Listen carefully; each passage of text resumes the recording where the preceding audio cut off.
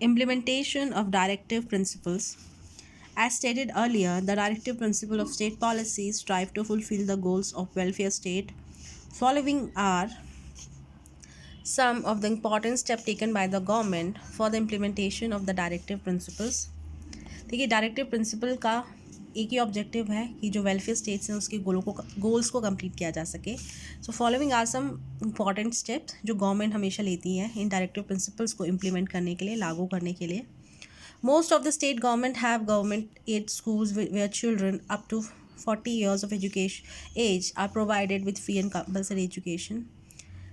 सभी state governments के पास अपने गवर्नमेंट स्कूल्स हैं और सभी स्कूलों में क्या है, अप टू 14 ईयर्स की एज तक बच्चों को फ्री एंड कंपलसरी एजुकेशन मिले. Seats are reserve in educational institution for the weaker section. ये एजुकेशनल इंस्टीट्यूशंस में हर जगह, चाहे वो प्राइमरी लेवल पे हो, जूनियर लेवल पे हो या हायर लेवल पे हो, तो जितने भी एजुकेशनल इंस्टीट्यूशंस हैं वहाँ पे जो वीकर सेक्शंस हैं जैसे SC, ST, OBC, इन लोगों के लिए सीट रिजर्व रहती हैं. And apart from that scholarships are also given for the students ताकि वो अपनी एजुकेशन को आराम से कंप्लीट कर सके. Untouchability has been abolish and its practices in any form is a punishable offence. जो अनटचेबिलिटी है उसे क्या एकदम से ख़त्म कर दिया गया है एंड अगर ऐसा कोई करता है इट्स अ पनिशेबल ऑफेंस, उसके लिए सज़ा है. The government has abolished the zamindari system and has introduced a number of land reforms which have helped to abolish the total feudal social economic structure of rural India.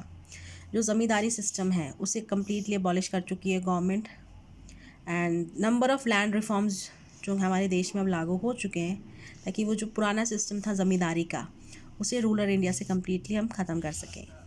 For the equal payment of wages for the workers, the government has enacted the Minimum Wages Act 1948. Underline this one.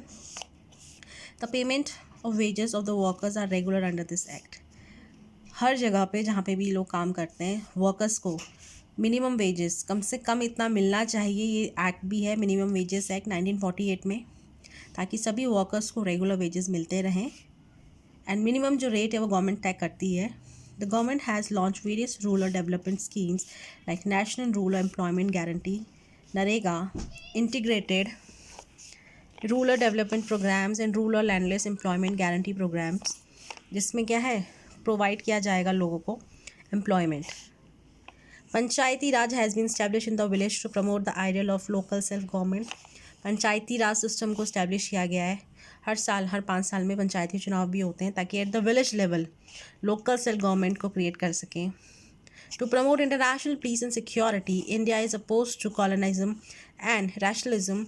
Uh country has help many countries to win their freedom. इसके अलावा हमारे देश में colonialism और racism, when people differentiate each other on the basis of colour, एकदम ही oppose है, एकदम ही ख़त्म कर चुके हैं हम.